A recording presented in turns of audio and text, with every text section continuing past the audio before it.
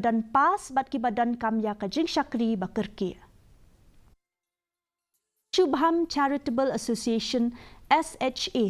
kaya le ban kentiu ya ka khut ke subaha ka jing poi benai da ka ba penslur ya ki jing pendan kam ya ki PATS ki bala ban pendan kam bon sien ki bam kta ya ka mariang.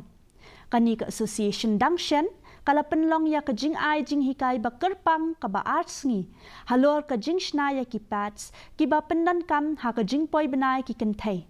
ya kani ka training labai tingka da ka chief minister scheme ka ba tmu kerpang na ka benta ki kentai ki ba na ki than nong kendang kilong kmi na ki henriu teli ki district ka jela ki la yashim benta ha kani ka jing ai jing hikai kani ka sin jam amtang baka kentiu ka khut ka subaha ka jing poi benai henrei ka pendunaru ya ki jing jabo na ki PATS ki bala ban pendan kam tang shisien. Ladies in rural areas, villages, they don't know how to use sanitary pads, and whatever we are using this sanitary pad, whispers, sanitaries, these are 50 rupees per month, and while we are making this sanitary pad, these are 200 to 250. And we can use this for 3 to 4 years for safety purpose and for